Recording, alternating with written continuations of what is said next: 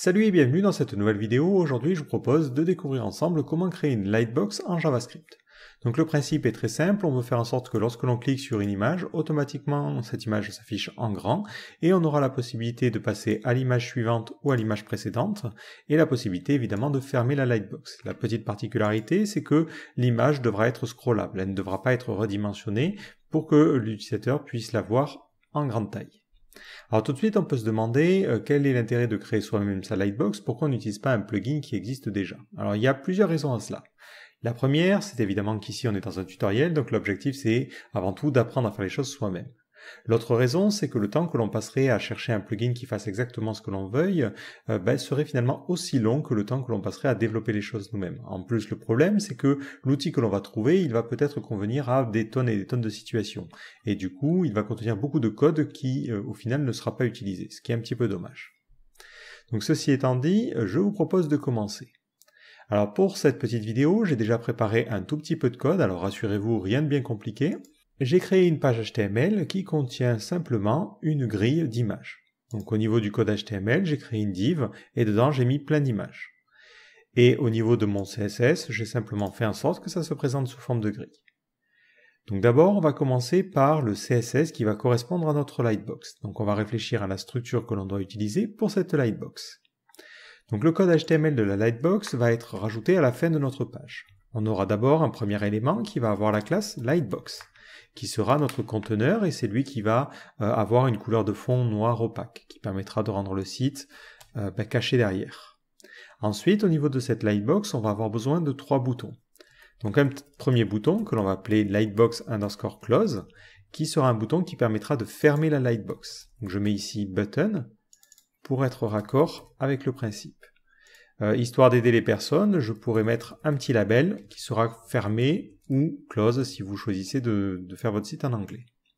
Ensuite, je vais dupliquer ce bouton-là et on va avoir un autre bouton que l'on va appeler Lightbox Next et ça sera le bouton qui permettra d'aller à l'image suivante. On aura aussi un bouton Lightbox Prev et on aura le nom précédent. Enfin, on va avoir notre élément qui va contenir notre image. Donc là, on va avoir besoin de 2 éléments, un conteneur qui va nous permettre de placer convenablement l'image avec les flexbox, vous allez voir ça quand on va faire le CSS, et un second élément qui sera véritablement l'image. Donc je commence par créer un lightbox__container, et à l'intérieur, j'y mets une image. Donc je vais me baser sur Lorem Pixum, donc qui est un générateur d'images, et on va prendre une image qui sera assez grande pour commencer.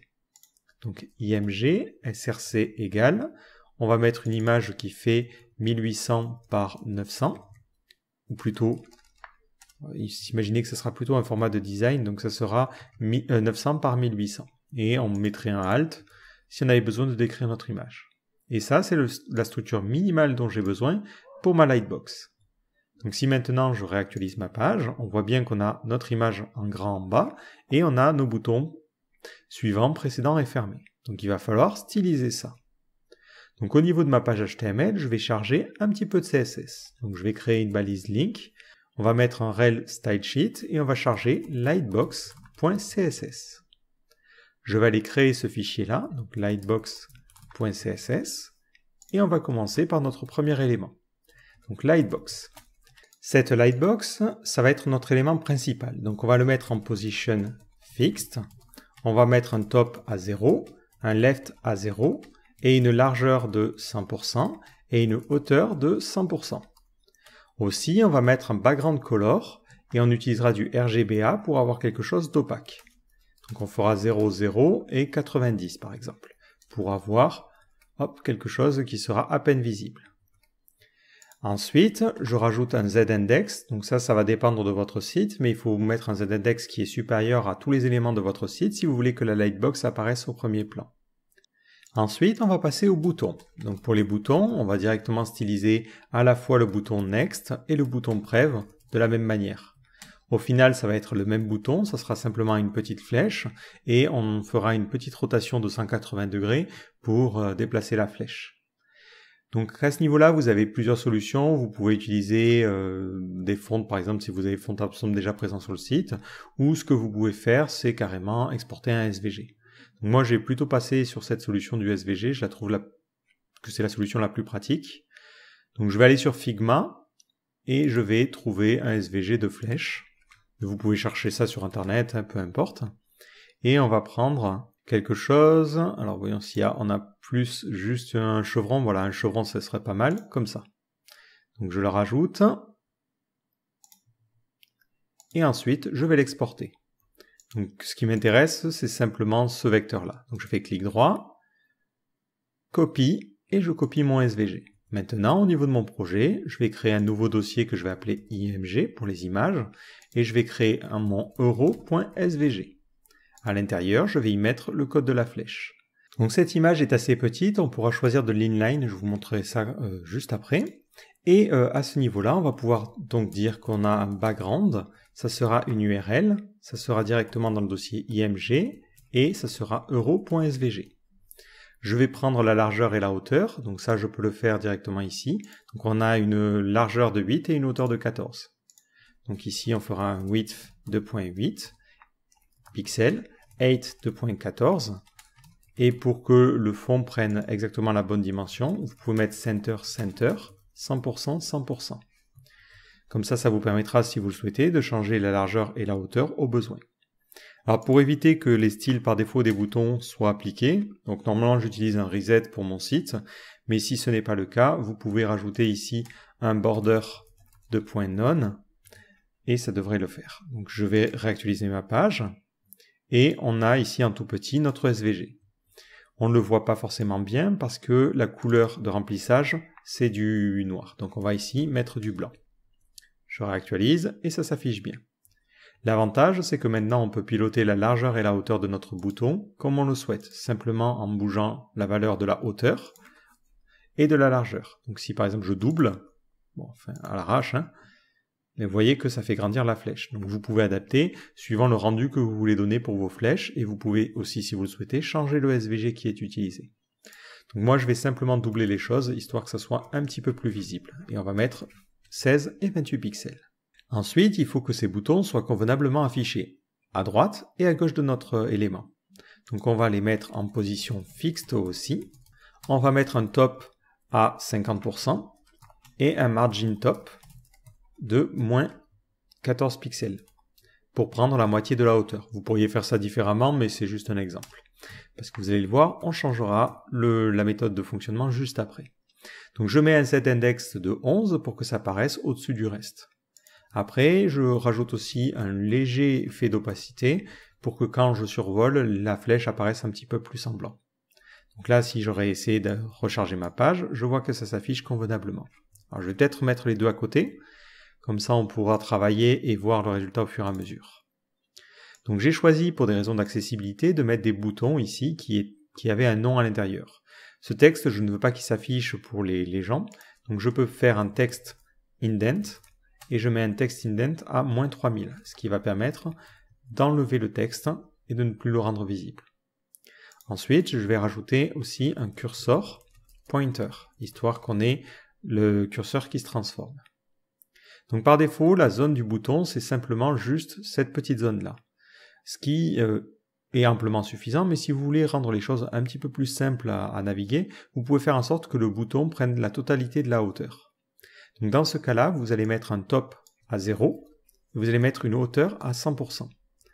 Le gros avantage que vont avoir les SVG, c'est qu'ils vont se dimensionner automatiquement. Donc on le voit, malgré cette hauteur, l'image n'est pas déformée, parce qu'au niveau de notre SVG, on n'a pas de préserve aspect ratio. Donc ça, c'est plutôt intéressant.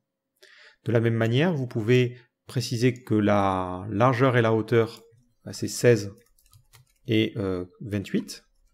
Directement au niveau de votre background, ce qui vous permet ensuite de changer la largeur du bouton pour avoir un bouton qui est encore plus accessible. Si je mets 50 pixels, toute cette zone-là où on voit que l'image est répétée est cliquable, donc c'est plus simple pour l'utilisateur de naviguer dessus. Il faudra juste penser à rajouter un no repeat à ce niveau-là. Lorsque je survole ces éléments-là, donc on va reprendre le sélecteur, mais rajouter des hovers. Donc lorsque je suis sur le hover de ce bouton-là ou le hover de ce bouton-là, je rajoute que l'opacité passe à 1, ce qui permettra au bouton d'être plus visible. Si je veux aussi rajouter un petit effet d'animation, je rajoute une transition de 300 millisecondes. Et là, hop, c'est plutôt sympa à utiliser. Donc ce premier bouton, le bouton Next, il doit être complètement à droite. Donc on va rajouter au niveau du Position Fixed un Right à 0. Et hop, il va aller se caler totalement à droite. Pour le bouton précédent, donc je vais créer un sélecteur séparé, on va lui dire que la droite, il faut que tu te positionnes de manière automatique. Par contre, par rapport à la gauche, tu dois être à 0. C'est presque parfait si ce n'est que le bouton n'est pas dans le bon sens. Donc pour transformer ce bouton, on peut utiliser simplement une transformation et on fait un rotate de 180 degrés. Et là, hop, on l'a vu avec notre effet de transition, mais on a bien notre flèche de droite et notre flèche de gauche. Donc maintenant, on va pouvoir faire le bouton fermé. Donc pour le coup, ça va être un petit peu le même principe. On va chercher une icône, donc je vais supprimer ça, et on va créer une nouvelle icône, et on va chercher une croix. On va prendre celle-là, hein, c'est très bien. Vous adaptez après suivant le style que vous voulez donner. Donc je suis intéressé que par la forme et je vais copier mon SVG. Et juste avant, peut-être je vais le mettre en blanc. Voilà, comme ça m'évitera de modifier dans le code. Et on retient bien la largeur et la hauteur, c'est 15 et 15. Donc on est parti. Pour l'élément qui a la classe LightboxClose, on va mettre aussi une largeur de 15, une hauteur de 15 pixels, et on mettra un background qui sera notre croix. Alors justement, pour le background, vous avez une autre manière, comme je vous le disais, vous pouvez mettre URL à ce niveau-là, vous allez mettre entre guillemets data.image/svg plus XML. Vous allez préciser que vous êtes en UTF-8, même si ça n'a pas trop d'importance vu qu'on n'a pas d'accent, et ensuite vous collez directement le code de votre SVG. Mais attention, vous devez le coller avec une seule ligne. Donc, tout ne doit prendre qu'une seule ligne, comme ça. Bon, c'est un petit peu moins facile à éditer pour le coup, mais ça vous permet de mettre directement le chemin vers une image de cette manière-là. Comme je l'ai fait plus haut, je vais préciser que c'est centré et que ça a une taille de 15 et de 15. Donc center, 15 pixels et 15 pixels. On rajoutera au niveau de notre background un transparent et on retirera les bordures que l'on pourrait avoir au niveau des boutons. Encore une fois, ce n'est nécessaire ici que parce que je n'ai rien stylisé et je n'ai pas de reset. Et on le voit, notre background avec notre SVG en inline est bien visible. Donc ça peut permettre de mettre directement les SVG dans votre CSS. L'avantage, c'est que vous allez avoir moins de requêtes HTTP et tout va être intégré dans un seul et même fichier. L'inconvénient, c'est que ça augmente évidemment le poids de votre CSS. Donc si vous avez des images qui sont simples, ça peut passer, mais si vous avez des SVG compliqués, mieux vaudra quand même séparer. Parce que ça veut dire que l'utilisateur charge ses SVG, même si finalement il ne les affiche jamais. Donc là on est bon, si ce n'est peut-être le positionnement. Donc on va mettre un position fixed, on va mettre un text indent à -3000, et ensuite on va le mettre par rapport au haut à 50 et à la droite à 50. Je pense que j'étais un petit peu large. On va plutôt mettre 20 et 20. Faites pas attention aux effets de transition, c'est dû au système de rechargement ici. Et comme je l'ai fait pour mes boutons, je vais mettre une opacité à 5. Et lorsque l'on passera dessus, je mettrai une opacité à 1. Ou ce que je peux faire, c'est retirer ça. Donc retirer tout ce truc-là. Et pour éviter au maximum la répétition, dire que je veux ça sur tous les boutons qui sont dans Lightbox. Donc par défaut, tous les boutons auront une opacité à 0.5. Ils auront aussi un cursor pointer. Et lorsque je passe dessus, donc button de point over, dans ce cas-là, je rajoute une opacité à 1. Et je rajoute aussi une transition pour avoir l'effet d'animation. Pour ne l'avoir que sur l'opacité, je vais un petit peu aider les navigateurs, je vais préciser que la transition ne se fera que sur l'opacité. Voilà, donc ça me permet de ne pas avoir ça à préciser, ça non plus. Voilà, et ça doit être bon. Je peux rajouter aussi un text indent -3000 si je sais qu'aucun bouton n'aura du texte. Ce qui me permet d'économiser un peu des lignes, et ça c'est important pour le poids, mais aussi pour la maintenabilité. Je me dis juste peut-être que la croix, elle est légèrement trop petite, donc je vais changer ici la hauteur et la largeur pour mettre 100%. Ce qui ne change rien, mais maintenant je peux changer la largeur et la hauteur de mon élément, ce qui aura pour effet de changer la largeur et la hauteur de ma croix. Et enfin, je vais rajouter un Z-index à 12 pour que cette croix soit au-dessus de nos boutons de navigation. Donc comme ça, là je suis sur la flèche, mais là je suis bien sur la croix. Donc le dernier point qui nous reste à gérer, c'est notre petite image. Donc notre image, enfin petite image, elle est un petit peu grosse. Notre image, elle est dans un container. Donc ce container, on va l'utiliser pour dimensionner notre image. Donc déjà, on va mettre un margin-left à 50 pixels. Donc on va mettre une marge sur le côté de 50 pour prendre en compte cette flèche-là. On va aussi mettre une marge à droite de 50 pixels. Alors je vois que ça ne fait aucun effet, parce que si je regarde à droite, hop, notre container n'a pas... J'ai inversé le T et le H. Donc c'est HT. Donc là, on voit bien qu'on a notre marge qui se met sur le côté, ce qui permet de libérer de la place pour notre bouton de gauche. Donc le problème, c'est que l'image qui est à l'intérieur, il ne faut pas qu'elle dépasse. Donc on va préciser que pour toutes les images qui sont dans Lightbox, ou toutes les images qui sont dans le container, hein, peu importe, vont avoir une largeur maximale de 100%. Et on précisera que la hauteur sera automatique, ce qui permettra, dans le cadre de cette image, qu'elle ne dépasse pas sur les bords. Je vois au passage que ma croix, elle n'est peut-être pas bien centrée, donc je vais changer la valeur du right. Si jamais notre image est un petit peu trop grande, on veut pouvoir la scroller. Donc on va dire qu'au niveau de notre lightbox, ici, on va rajouter un overflow à auto. Ce qui aura pour effet de rajouter cette double scroll bar qui n'est pas très jolie, mais on aura la possibilité de scroller. Bon, il n'y a pas des masses, mais si on avait une vue qui était plus petite comme ça, hop, et que je réactualise, et que je pivote mon petit périphérique, voilà, je pourrais comme ça scroller sur mon image, ce qui me permettrait de voir sa totalité. Autre petit cas que l'on doit gérer, c'est qu'est-ce qui se passe si l'image est toute petite. Si, au lieu d'avoir une image très grande, on a une image en 300 par 300. Par défaut, elle va venir se positionner là, alors que nous, on voudrait qu'elle se positionne au milieu de l'écran. Donc on va pouvoir gérer ça grâce à la puissance des flexbox. Donc on va préciser que notre container sera en flex, et on va préciser un align items à center, et un justify content à center. Ça centre bien à ce niveau-là, mais ça ne centre pas au niveau de l'écran, parce qu'il faut rajouter que la hauteur de cet élément, la hauteur minimale, ça sera 100 VH, 100 fois la hauteur de l'écran. Enfin, 100% de la hauteur de l'écran. Ce qui veut dire que maintenant, notre container fait pile poil cette dimension-là, et tout ce que l'on mettra à l'intérieur, que ce soit des images ou autres, vont se trouver centrés. Donc voilà pour la structure minimale qu'il nous faut avoir pour une lightbox. Dernière petite chose que l'on peut rajouter, ce sont des petites animations. Donc par exemple, on peut créer de nouvelles keyframes. On va l'appeler lightbox in. Et on va préciser que l'on commence avec une opacité à 0. Et ça ira vers une opacité à 1. Bon, c'est un peu plus simple pour le coup. Je vais préciser que sur ma lightbox, je vais maintenant avoir une animation qui sera lightbox. Je ne sais déjà plus comment je l'ai écrit. Lightbox in.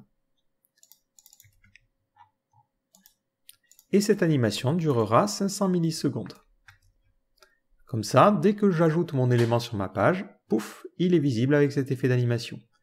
Et je vais rajouter cette même animation au niveau de mon image. Donc c'est à ce niveau-là.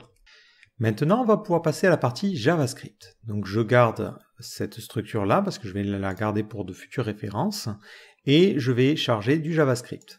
Donc je vais le faire ici dès le head, je vais faire un script src égale et on va charger un fichier que l'on va appeler lightbox.js.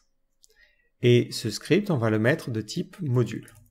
Et on va lui dire de le lancer à la fin du chargement de la page. Donc on mettra defer. Je vais aller créer ce nouveau fichier, donc on va l'appeler lightbox.js, et à l'intérieur, on est parti. Au niveau de l'organisation du code, on a différentes manières d'appréhender les choses. Moi, je vais me dire, je vais créer une classe, tout simplement parce que ça me permettra de mémoriser des propriétés et de garder l'état de ma boîte. Mais quelqu'un pourrait avoir envie de faire les choses complètement différemment. Ne voyez pas la structure que je vais adopter comme la seule vérité à ce niveau-là. Donc je vais créer une classe Lightbox et à l'intérieur, on va avoir une méthode statique qui va s'appeler init, qui permettra d'initialiser notre Lightbox. Donc l'objectif, c'est d'aller greffer un comportement sur tous les liens qui mènent à des images, et c'est lorsque l'on cliquera sur un de ces liens que ça ouvrira notre Lightbox. Ensuite, je vais lui demander dès le début du chargement de ma page d'initialiser ma Lightbox. Voilà. Donc je vais garder de côté mon code HTML en commentaire au niveau de ce fichier JavaScript. Donc on va mettre un petit commentaire ici et on mettra notre code. Donc dans cette fonction init, on va devoir sélectionner tous les liens qui mènent vers des JPEG.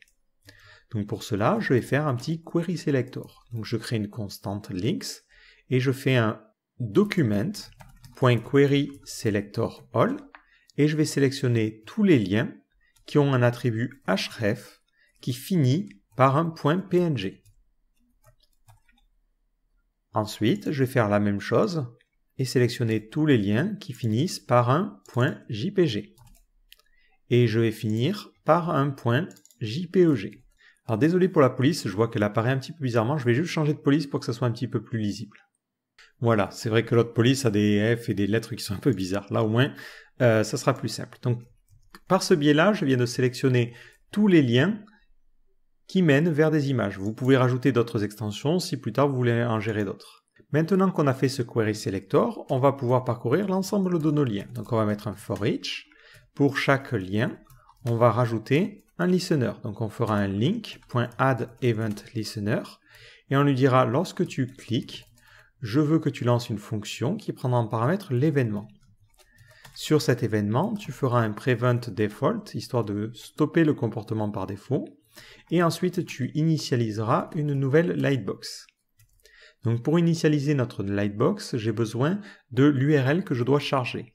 Donc pour cela, je fais un E, où je récupère mon événement, current target, ce qui me permettra de sélectionner le lien sur lequel je viens d'appuyer, et je fais un get attribute, et je récupère l'attribut href, qui est donc l'URL de mon lien. Maintenant, il faut du coup que je crée le constructeur pour notre Lightbox. Alors je vais juste changer l'indentation pour qu'on s'y repère un petit peu mieux. Donc je vais créer notre constructeur, et ce constructeur prendra en paramètre l'URL. Alors histoire d'aider mon éditeur, mais aussi les futurs développeurs, je vais documenter mon code. Donc je vais préciser ici que le paramètre est une chaîne de caractères, et il s'appelle URL, et c'est URL vers ou URL de l'image. Voilà, bon, peut-être pas utile de préciser à quoi sert cette fonction, on sait que c'est un constructeur.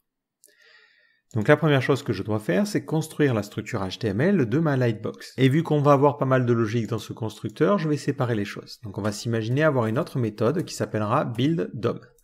Donc c'est une méthode qui prendra elle aussi une URL, ça sera le même paramètre, et par contre qui retournera un élément HTML, histoire de pouvoir ensuite travailler dessus. Donc à ce niveau-là, je commence par créer notre div qui aura la classe Lightbox. Donc je fais une constante, DOM, et je fais un document.createElement, et je crée un nouvel élément qui va s'appeler div. Ensuite, je vais lui rajouter la classe, donc je fais un dom.classList.add, je lui rajoute la classe Lightbox. Maintenant que j'ai cet élément, je vais modifier son inner HTML et lui donner à l'intérieur notre contenu. Donc c'est directement tout ça. Maintenant, j'ai fini mon traitement et je peux retourner mon DOM. Voilà. Donc à ce niveau-là, au niveau de notre constructeur, je peux lui dire je vais créer une constante qui sera l'élément et je fais un this.build.dom et je construis notre DOM à partir de l'URL. Maintenant que ce DOM est construit, je peux prendre mon body et faire un document.body.appendChild et lui dire de rajouter notre élément qui est tout simplement notre Lightbox. Donc là, je regarde au niveau de la console, j'ai une petite erreur parce qu'il ne trouve pas le fichier lightbox.js. Encore une fois, j'ai fait une petite erreur de typo, c'est avec un H avant le T.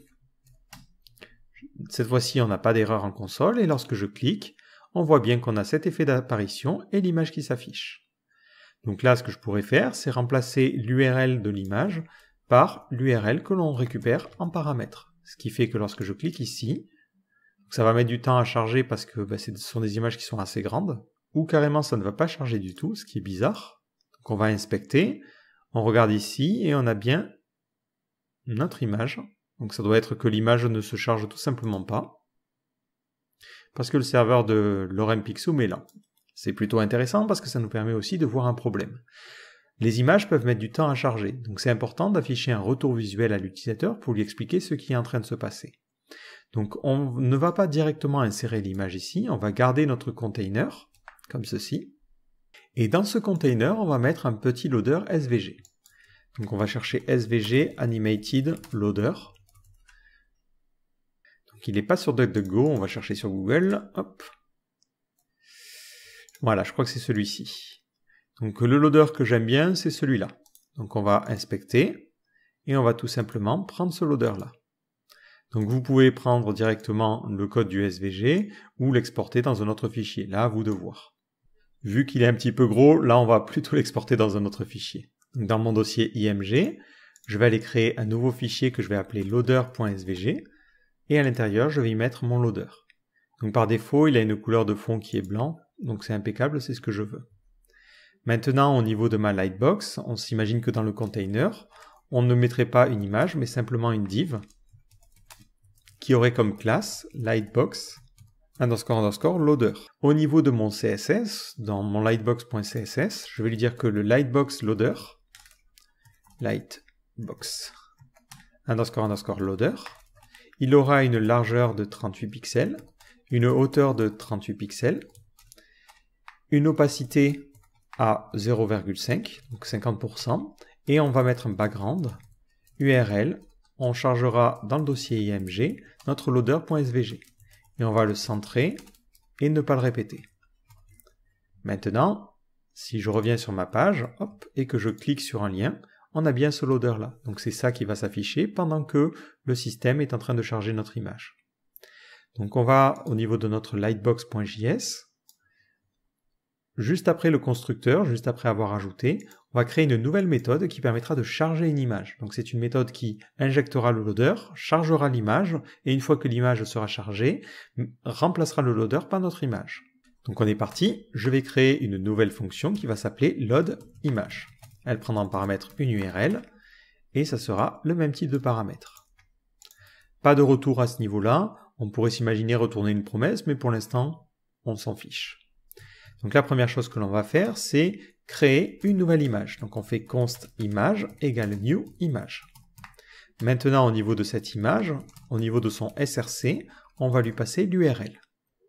Et juste avant, on va écouter l'état du chargement. Donc on va lui dire image.onload, lorsque l'image sera bien chargée, je veux que tu lances une fonction. Et c'est cette fonction qui se chargera de modifier les choses. Je vais retirer la partie loader ici. Hop. Et à ce niveau-là, je vais lui demander dès le début d'afficher notre loader. Et je suis un petit peu gêné parce que j'ai besoin de faire un query selector pour sélectionner cet élément-là, le container. Et j'ai pas envie de faire un query selector sur toute la page, mais j'aimerais bien faire un query selector sur cet élément-là. Donc ce que je vais faire, c'est que je vais déclarer une propriété au niveau de mon objet qui va s'appeler element.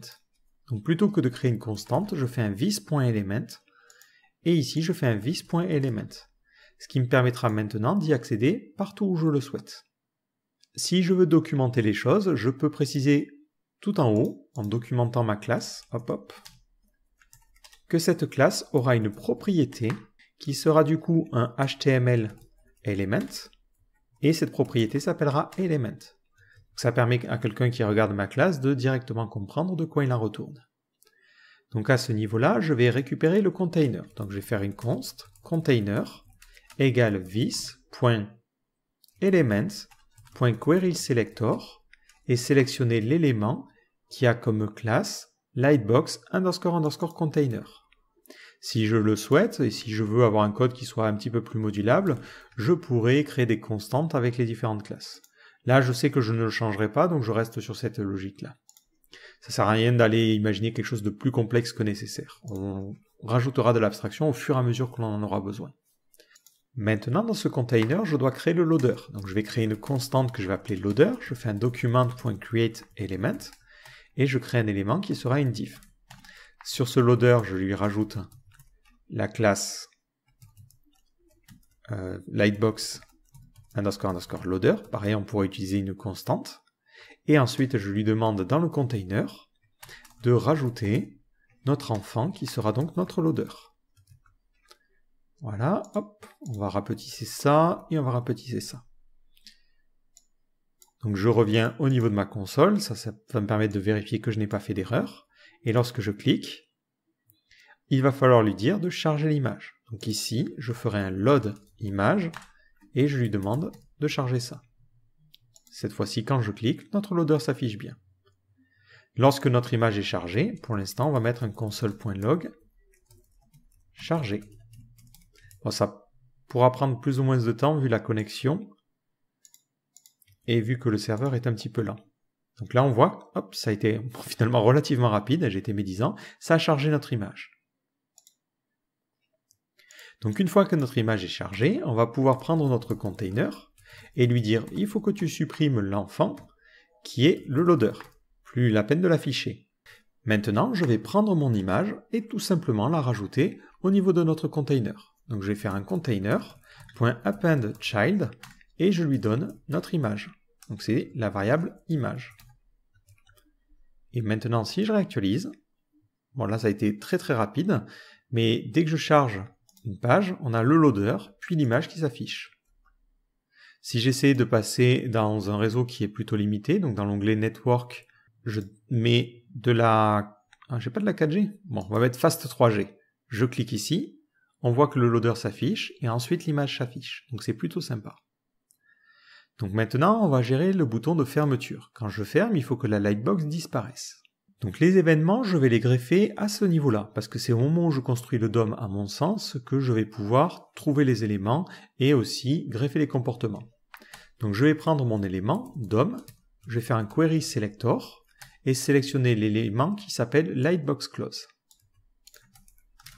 Lorsque je clique dessus, je rajoute un événement, clic, et je vais lancer une fonction qui va s'appeler close. Donc je fais un this.close et je bind this pour que this à l'intérieur du close fasse bel et bien référence à notre instance de lightbox et non pas à l'élément sur lequel on vient de cliquer. Cette méthode, il faut que je la crée, donc close, elle prendra en premier paramètre un événement qui sera de type mouseEvent. Donc encore une fois, je documente les choses. Donc là, le paramètre sera de type mouseEvent et je précise ici, permet de fermer alors c'est plutôt ferme la lightbox. À ce niveau-là, rien de bien compliqué, je fais un event.preventDefault, histoire d'annuler le comportement par défaut de notre bouton. Je vais prendre mon élément, donc je vais prendre ma lightbox, this.element.classList, et je lui rajoute par exemple une classe. Donc je lui rajoute la classe fadeOut pour avoir un effet de disparition. Pour cet effet, je n'ai pas forcément besoin de jouer avec une animation. Je peux lui dire qu'une lightbox qui a la classe fadeOut va avoir une opacité à 0. Et je rajoute que je veux une transition au niveau de l'opacité à 300 millisecondes. On ne va pas jouer avec une animation trop longue à ce niveau-là. Maintenant, au niveau de mon lightbox.js, je vais lui dire d'attendre un petit peu. Alors je pourrais me baser sur un événement qui serait un transition end, mais je préfère utiliser les timers parce qu'ils sont déjà plus compatibles et j'ai moins de surprises. Il y a plein de raisons qui peuvent faire qu'un transition end n'est pas lancé. Donc ici, hop, on va lui dire, il faut qu'au bout de 500 millisecondes, tu supprimes cette lightbox. Donc je ferai un this.element.parentElement.removeChild et je supprimerai l'élément. Alors je pourrais utiliser directement la méthode remove, je pourrais faire un this.elementRemove, c'est une nouvelle API, mais je préfère garder ces méthodes-là pour des raisons de compatibilité. Ça m'évite de devoir charger des polyfills dans tous les sens. Donc on va faire un petit essai. Donc je clique pour ouvrir cette image, je clique ici et notre lightbox disparaît. En revanche, on peut avoir un petit souci d'accessibilité. Quand j'ouvre une lightbox, moi naturellement en tant qu'utilisateur, je me dis lorsque j'appuie sur échappe, il faudrait que ça ferme cette lightbox. Et là, ça ne fait rien. Donc je trouve que c'est intéressant de pouvoir accéder au clavier parce que ça peut être pratique et l'utilisateur peut avoir ces habitudes-là. Et il peut être étonné du coup quand ça ne fonctionne pas. Donc je vais créer au niveau de ma classe une nouvelle méthode qui va s'appeler onKeyUp, qui sera une méthode qui prendra en paramètre un événement de type keyboard_event. Donc, je vais documenter ça. C'est bizarre, il ne me le propose pas de... J'ai pas d'autocomplétion à ce niveau-là. C'est keyboard_event. Bon, pas besoin de mettre de documentation, je pense que le nom des méthodes est suffisamment clair. L'important, c'est vraiment d'avoir les paramètres pour que l'éditeur nous détecte s'il y a des choses anormales. Donc on va mettre ici une petite condition en lui disant si la clé qui est actuellement pressée, c'est escape, dans ce cas-là, je veux que tu lances la méthode close. Et je te passe en paramètre l'événement. Événement qui sera du coup annulé et la lightbox qui sera fermée. Maintenant, il faut que dès que je charge mon système, je rajoute ce keyup. Donc ici, je vais faire un document.addEventListener et sur le document, je vais écouter keyup. Et ça va lancer ensuite la méthode onKeyup. Alors, histoire que le vis soit bien conservé, je pourrais mettre ici un bindVis. Alors, le problème, c'est qu'à chaque fois que vous utilisez la méthode bindVis, ou bind quelque chose, ça crée une nouvelle version de la fonction. Donc, moi, j'ai besoin de conserver cette version-là. Donc là, je vais lui dire dès le début que vis.keyup, ça sera égal à vis.onKeyup.bindVis. Voilà, comme ça m'évite d'avoir à le redéfinir. Et l'avantage, c'est que lorsque l'on ferme notre lightbox, à cet endroit-là, je peux lui dire de supprimer cet événement, pour pas qu'il reste en mémoire pour rien. C'est très important. Et vu que je n'ai pas de bind à mettre ici, c'est bien la même méthode qui sera utilisée à cet endroit-là et à cet endroit-là. Donc ça permettra de supprimer les événements. Donc on va sortir notre inspecteur. Alors je ne sais pas si on les verra, on va voir. Quand je clique ici, c'est pas super visible, alors je vais juste agrandir. L'idée c'est de vous montrer les listeners. Donc là on voit bien qu'on a notre listener sur le document et quand je supprime ici, notre listener a disparu. Je clique, hop, notre listener est là, je ferme, mon listener a disparu. Donc faites bien attention quand vous écrivez du JavaScript à bien nettoyer vos listeners et pas qu'ils soient déclenchés 200 fois. Ok, donc là on est plutôt cool. Maintenant je clique, j'appuie sur échappe et ma lightbox se ferme. Ce qu'il me faut maintenant mettre en place, c'est la possibilité de naviguer vers l'élément suivant ou l'élément précédent. Alors là, ça va être un petit peu plus problématique parce qu'il va me falloir mémoriser quand j'ouvre une lightbox sur quel élément je suis, mais aussi détecter tous les éléments qui sont visibles sur la page. Alors pour détecter tous les éléments, je me dis, je ne vais pas me compliquer la vie, je vais créer une variable qui contiendra la liste des cibles de nos différents liens. Donc pour traiter cette liste-là, je vais transformer mon querySelectorAll en tableau. Donc je fais un array.from. Ensuite, je les parcours tous et pour chacun, je crée une nouvelle lightbox. Mais quand je crée une lightbox, j'ai envie de lui passer un second paramètre qui serait la liste des images, qui serait en fait notre galerie. Donc je vais aller à la ligne ici, on va faire un links.forEach une ligne plus bas, mais juste avant, je vais créer une constante qui va s'appeler galerie. Et je vais lui dire pour chaque lien, je vais faire un map et je vais récupérer directement l'attribut href. Et tout de suite, on va mettre un debugger pour stopper le navigateur et faire une pause pour comprendre ce que je viens d'écrire. Je sors ma console, je réactualise, et si je regarde, Galerie contient maintenant ce tableau avec l'ensemble des images que je veux charger. Donc c'est une approche qui est un petit peu naïve ici parce que vous allez le voir, elle va poser un problème si on a deux fois le même lien vers une image. Mais dans notre situation ici, c'est suffisant. Vous pourriez créer une fonction pour dédupliquer les choses. Là, je vous laisse après avancer un petit peu. L'objectif, c'est de vous dégrossir la logique générale.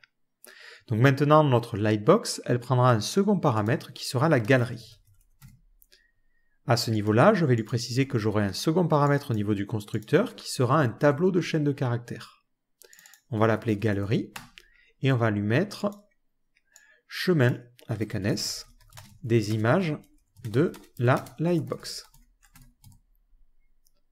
Maintenant, je lui donne ce second paramètre. On pourrait s'imaginer qu'il est nullable, mais nous, pour l'instant, on aura nécessairement une galerie. Et cette galerie d'images, ou plutôt je vais l'appeler image, finalement, j'aime pas trop galerie. Voilà. Je vais la sauvegarder comme propriété. Donc je vais rajouter une nouvelle propriété ici, qui sera donc un tableau de chaîne de caractères. Ce sera un tableau de chaîne et on appellera image avec un S. Donc là, on mettra le même descriptif pour le coup. Dès que je construis ma première lightbox, je vais lui dire « Il faut que tu définisses dans la propriété image avec un S le paramètre que tu viens de recevoir. » Maintenant, l'avantage, c'est que lorsque je vais cliquer sur Next ou Prev, je vais être en mesure de pouvoir naviguer dans ce tableau pour afficher l'image suivante ou précédente grâce à la fonction LoadImage. Donc je vais descendre un petit peu plus bas et on va créer des événements pour le Lightbox Next et le Lightbox Prev. Donc je fais la même chose qu'ici, sauf qu'ici on utilisera comme sélecteur le Lightbox Next et quand on cliquera, on va appeler la méthode Next. Lorsque je clique sur Lightbox Prev, on appellera la méthode Prev. Et on fera bien attention à binder this. Je vais créer ces deux méthodes, on va l'appeler Next. Ça prendra en paramètre quelque chose de type MouseEvent. Alors d'ailleurs j'avais mis MouseEvent, mais on avait vu qu'on pouvait prendre aussi des KeyboardEvent. Donc on pourrait mettre les choses de cette manière-là. Comme ça on précise, là il a décidé d'avoir de l'autocomplétion à nouveau, que c'est soit un MouseEvent, soit un KeyboardEvent. Ça sera la même chose pour le bouton suivant et le bouton précédent, parce qu'ils pourront être appelés via le clic sur les flèches, mais ils pourront aussi être appelés via une pression sur le clavier, avec la flèche de droite ou la flèche de gauche. Et on crée aussi la méthode Prev. Donc dans les deux cas, on fera un e.PreventDefault pour empêcher le comportement initial, et ensuite, on ira vers l'image suivante ou précédente. Et on va commencer par le suivant. Donc le problème, c'est qu'il nous faut connaître la position actuelle. Par exemple, quand je suis ici, et que je clique sur Next, il faut que je sache que je suis à la position 1. D'ailleurs, il y a une petite erreur en console. Il me dit « Je n'arrive pas à appeler bind sur undefined ». Bon, c'est sûrement parce que je n'avais pas sauvegardé le JS. Mais quand je clique ici, et quand je vais cliquer à cet endroit-là, il me faudra l'index. Donc pour avoir l'index, il me faudrait l'URL qui est actuellement chargée. Je suis embêté, je n'ai pas cette propriété-là. Du coup, je vais la créer. Donc je vais lui dire, je vais rajouter une propriété qui sera l'URL. Et qui sera donc une chaîne de caractères, que je vais appeler URL, et qui sera l'image actuellement affichée. Lorsque je fais un load URL, enfin un load image, ici je vais commencer par lui dire que l'URL sera nulle, donc je fais this.url égale nul, parce que pour l'instant on n'a plus d'image de charger, et lorsque l'image a été rajoutée, je vais lui dire que this.url égale l'URL qui est passée en paramètre. Et je vais transformer cette fonction en fonction fléchée afin que this fasse bien référence à notre classe Lightbox, à notre objet plutôt. Maintenant, dans ma petite fonction Next, je vais mettre un petit coup de débugger. Et on va inspecter ça au niveau de notre console. Donc je clique sur Suivant, et ça se coupe. Donc si je regarde, this fait bien référence à la Lightbox. Si je fais this.image, j'ai l'ensemble des images, et this.url, j'ai l'URL actuelle. Donc ce que je peux lui dire, c'est de parcourir mon tableau image et utiliser la fonction findIndex. Et je lui demande trouve l'image qui correspond à l'URL.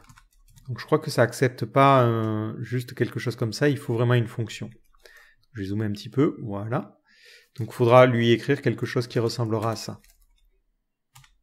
Et là, ça nous donne bien la position 1. Donc avec cette méthode-là, je peux récupérer la position. Donc const, pos, ou i comme vous voulez.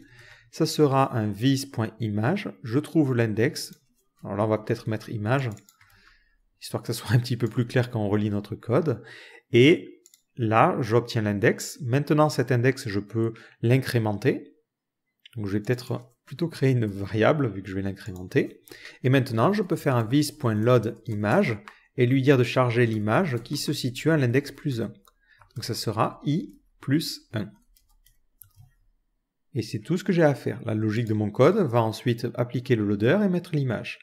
Alors il faudra faire attention dans la partie load image à bien supprimer l'image qui aurait été déjà chargée au préalable.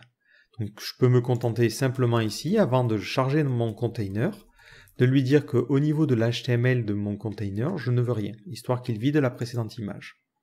Je clique ici, hop, on va enlever ça, je clique à cet endroit-là, et on voit bien que l'image suivante s'est chargée. Par contre, il y a un cas un petit peu particulier. C'est le cas ici où on charge la dernière image. Quand je clique sur suivant, on voit que ça ne fait rien. Et si je sors au niveau de ma console, je vais avoir une erreur. Donc il faudra bien lui dire ici, c'était au niveau de ma méthode next, attention, si l'index est égal au nombre d'images que l'on a moins 1, donc c'est vis.image.length moins 1, ça veut dire qu'on est au bout de notre système, et dans ce cas-là, je vais définir i à moins 1. Comme ça, on reviendra à la valeur 0. Je refais un essai, je clique ici, je vais sur suivant, et là on recharge la première image, qui était celle-ci. Pour la fonction prev, c'est exactement la même chose. Donc, il me suffit simplement de dupliquer le code. Bon, c'est pas terrible parce que je duplique cette ligne-là, donc ça pourrait être intéressant de le séparer dans une méthode, mais à ce niveau-là, je vérifie, est-ce que i est égal à 0? I égale 0. Dans ce cas-là, i sera égal à la dernière image. Donc ça sera vis.image.length directement. Et après, au lieu d'incrémenter, je décrémente. Voilà. Donc là, si je vais à cette première image, je reviens en arrière et j'arrive bien sur l'image de notre bateau. Enfin, ou de notre eau. Voilà, hop, je passe ici, j'arrive à la dernière et j'arrive à la première. Si j'ai envie que la navigation fonctionne aussi au clavier, rien de plus simple, il me suffit de rajouter des conditions à ce niveau-là. Donc je vais prendre ça, je vais rajouter un petit else avant. Voilà. Et on lui dira, si tu appuies sur Euro Left, ça veut dire que tu veux aller à l'image précédente. Si tu fais un Euro Right, ça veut dire que tu veux aller à l'image suivante. Alors attention, je ne sais pas pourquoi, je fais que des erreurs d'inattention au niveau des lettres, et dans ce cas-là, tu iras à l'image suivante.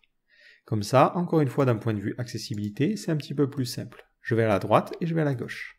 Donc là, on a quasiment terminé avec cette lightbox. La dernière petite chose qui me reste à faire, c'est corriger un petit problème d'ergonomie, c'est ces deux scroll bars. C'est pas du tout joli et c'est pas du tout pratique. Et ça pose aussi des problèmes, c'est que sur téléphone, quand vous allez scroller, alors je sais pas si on peut le reproduire, mais c'est souvent un problème que j'ai avec iOS, c'est que quand vous scrollez comme ça scrolle en fait l'image derrière. Je sais pas si on le voit un petit peu.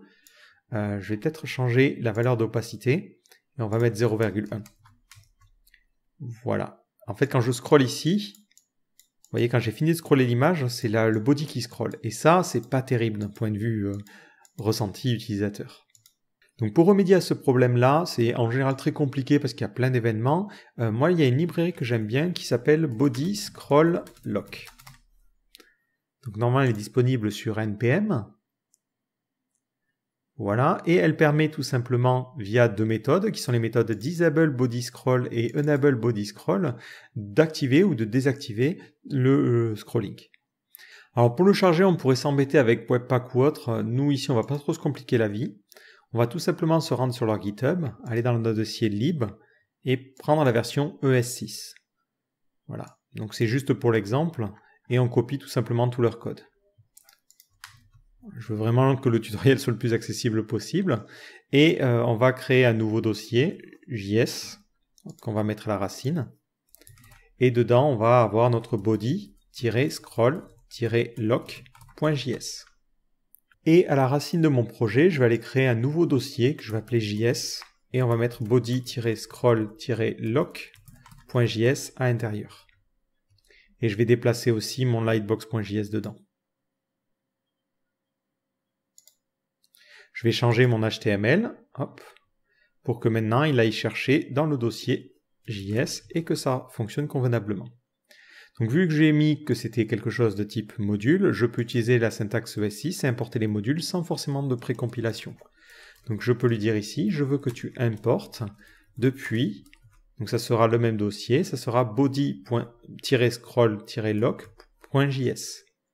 Et on chargera Enable Body Scroll et Disable Body Scroll. Donc je sauvegarde, je vais regarder dans ma partie réseau et je vais regarder s'il a bien chargé les choses. Et on voit bien que automatiquement, vu qu'il voit que j'ai fait ce import là, on a le Body Scroll qui est chargé. Donc lorsque j'ouvre une lightbox, il va falloir que je désactive le scroll possible sur le body. Donc je vais faire ça directement au niveau de ma méthode constructor, parce que c'est à ce niveau-là, après que j'ai ajouté l'élément, que je vais pouvoir faire les choses. Donc je vais utiliser disable body scroll et je lui passe en paramètre l'élément. Donc ça lui permet de savoir que cet élément doit rester scrollable. Maintenant, quand j'ai fini avec ma lightbox, c'est-à-dire lorsque je la ferme, avant de complètement la supprimer, je vais lui dire de faire un enable body scroll et de réactiver la possibilité de scroller sur cet élément. Donc je vais maintenant réactualiser la page. Je clique sur cette image et on voit qu'on n'a qu'une scroll bar, c'est que la scroll bar de mon élément. Si je referme, c'est le body qui est scrollable. Donc c'était pas forcément visible, mais on voit qu'il n'y a qu'une seule scroll bar à la fois. Et ça permet aussi de résoudre le problème dans le cadre des mobiles. Quand on clique, l'image se charge et maintenant, on fait scroller que cette image. Si vous êtes sur iOS, je crois qu'il faut rajouter une règle CSS pour avoir le smooth scroll. Là après, je vous laisserai gérer le cas par cas, mais je voulais vous montrer cette petite astuce parce que c'est quelque chose qui est très souvent compliqué, et là au moins ça fonctionne. Donc je vais remettre au niveau de mon CSS général une opacité à 90%. Et peut-être finir avec une dernière petite astuce. Si jamais vous voulez des scroll bars un peu plus jolis, parce que là c'est vrai que c'est pas tip top, on va rajouter un petit peu de CSS. Alors c'est pas forcément spécifique au Lightbox, mais on peut styliser les scroll bars sur les navigateurs de type WebKit et de type Chromium en faisant WebKit-scrollbar, et on va mettre une scroll bar qui a une largeur de 7 pixels. Ensuite, je vais reprendre cette propriété et on va changer la couleur de fond de notre scroll bar. Donc on touche pour cela le WebKit-scrollbar-track. Donc moi je mets une couleur de fond qui est blanche, donc background FFF, et je mets un petit peu de padding sur les côtés.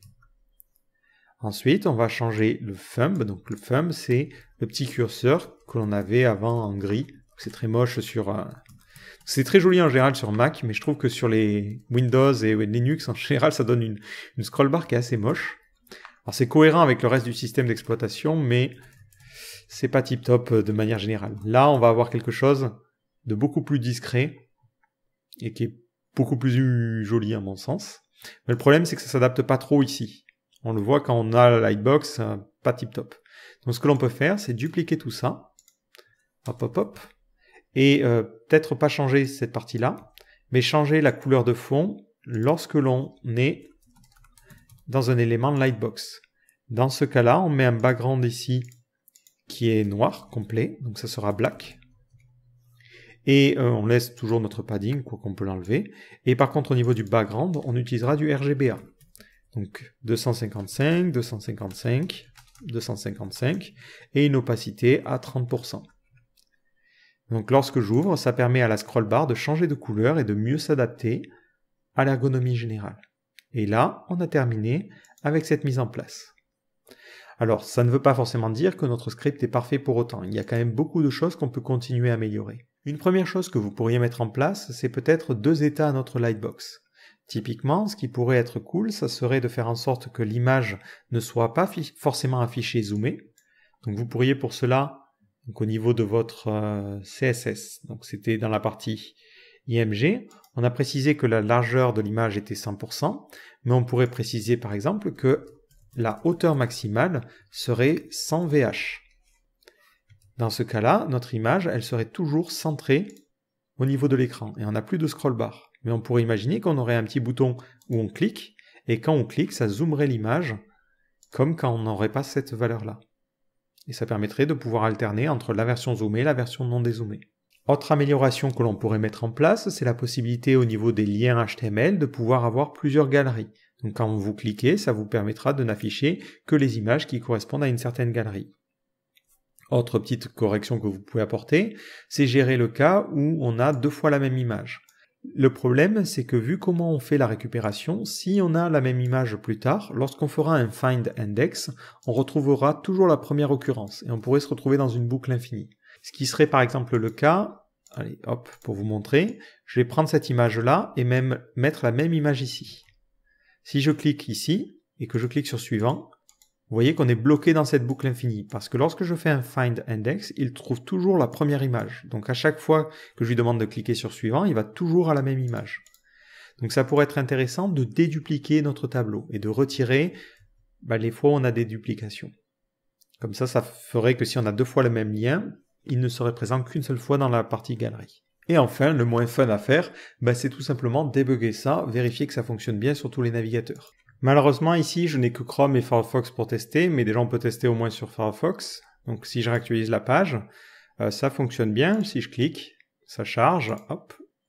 Je arrive bien à aller aux éléments suivants et précédents, et j'arrive bien à fermer. Et la navigation au clavier fonctionne aussi convenablement. Bon, on voit que les scroll bars par contre ne changent pas de couleur, mais c'est normal parce que c'est un moteur différent des 2 autres. Et là, on a quelque chose qui au moins fonctionne sur ça.